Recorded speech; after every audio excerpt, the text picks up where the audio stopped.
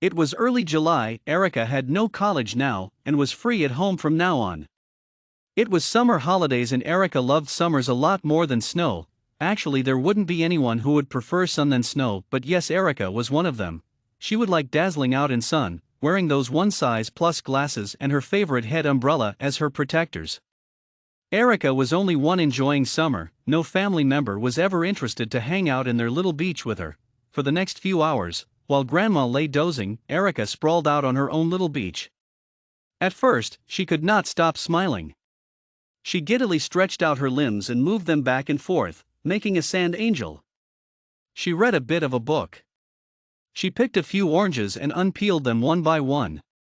She dug holes and then filled them in again. After that, she didn't quite know what to do. Apparently, the pleasures of the warm sand beach were a lot less fun when there was no one around to share them with. Erica would have woken her grandmother, but she remembered that Grandma didn't much care for the sun. She had spent the family's entire Florida vacation under both an umbrella and a huge brimmed hat. Besides, the sunny space wasn't big enough for two. By late afternoon, Erica wasn't feeling very well. Her mother hadn't been around to lather her in suntan lotion, and her skin had turned a very dark shade of pink. She had eaten so many sickly sweet oranges that she now had a stomach ache. She had gotten some sand in her eye and had to blink furiously to get it out. The sun was strong and unrelenting. She glanced over to the other side of the yard. She was reluctant to admit it, even to herself, but the snow looked sort of refreshing than the scorching sun. She was flushed and bored, but most of all she missed her siblings and parents, who had gone to town nearby to attend a family wedding. She trudged inside, showered the sweat and the sand off from her body, and then joined her grandma, who had finally awoken, at the table. "My dear, however did you manage to get that awful sunburn?" her grandmother wailed. Erica just shrugged. She wasn't very hungry, but she managed to pack in some forkfuls of spaghetti and meatballs. Before bed, she crept over to the back door and peered out. The sand, the tree, the bucket, all were gone. Erica began to think that she had imagined it. She wasn't that disappointed. Her siblings would be back into the morning, and she badly wanted to play with them. She just thought out of the blue, even if it meant being chilly, even though she knew there's no chilling in July. The car pulled into the driveway. Erica was up with a start and she charged downstairs, welcomed both of her parents home with hugs and gave one to her grandmother too, who was preparing to leave. Then, as her mother began to ready breakfast, she pulled on her coat and joined her siblings in the back. Next morning, as Erica could barely open her eyes, she was surprised to see it white everywhere outside. It was cold and freezing. How can it be possible to have snow in July, early July? The snow began to fall quite much early this year, in July, before Erica even had a chance to bring her puffed up purple winter coat out of the closet. It did not stop. Cold white confetti came down on the city of Montreal morning. Erica was wondering when this would end, and her mom shouts out to the children to get down for the breakfast. The other kids in her class as well as her siblings loved the snow. They loved that sometimes, when the winds picked up and the roads turned icy, it was when college was cancelled. They liked to build towering forts and snowmen. Erica had already been through a tough time playing out alone in the sun the previous day. She made a plan, go out with family enjoying the snow, as she knew her siblings would react to this because she was never a snow-loving person. This was just to try to see how it feels to be in snow for Erica. At breakfast table this was decided and father agreed, with a great surprise for Erica planning out this.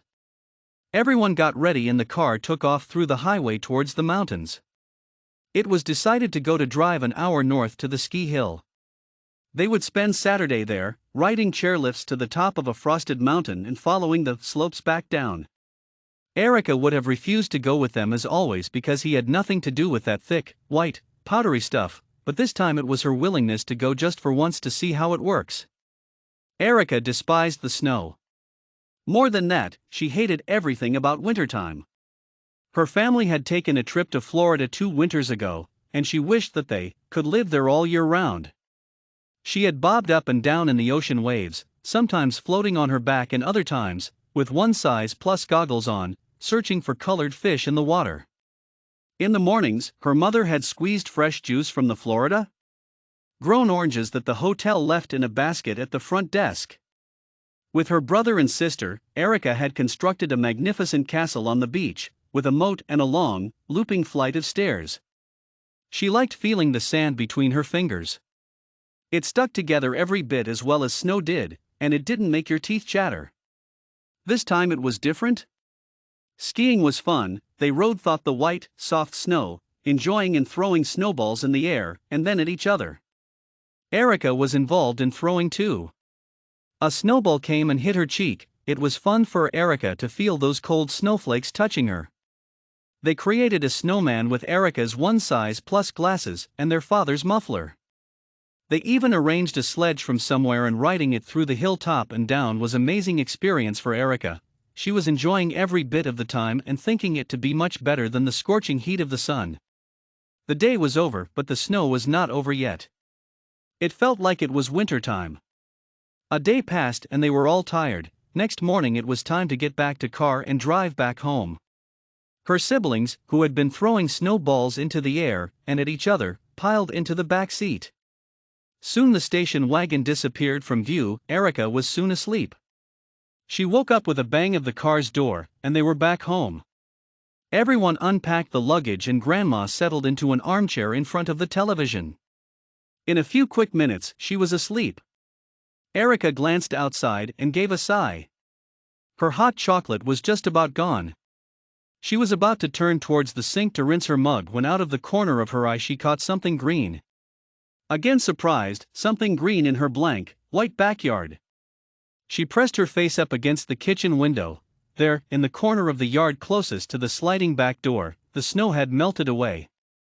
In its place, a small tree, with low, hanging fruit was growing. Erica immediately ran out to it. Elsewhere, the snowy flakes continued to swirl, but not a single one landed on this bright patch of ground, which was covered in sand. The sun beamed down on Susanna so hard, in fact, that she was hot. Sweating hot. Half buried by her feet were a plastic shovel and pail. She couldn't believe it. A small slice of the snow-filled holiday she had been missing had landed right behind her house for just a day, and again it was sunny. Then, as her mother began to ready breakfast, she pulled on her snowsuit and joined her siblings in the back. They were sculpting animals: a caterpillar with snowy lumps for a body, a fish with fins. She dropped to her knees without explanation and began to work. Her hat was pulled low over her ears. Her mittens were lined with wool, and suddenly her sister's hand was over hers, helping to smooth out the fish's curved tail. She was cold enough she could hardly resist. Erica could not stop wondering, as if it was a one-day dream that she had lived. And after giving her a new perseverance towards winters, it's again summer, just back in a day. Erica murmured might be God's playing and continued her work.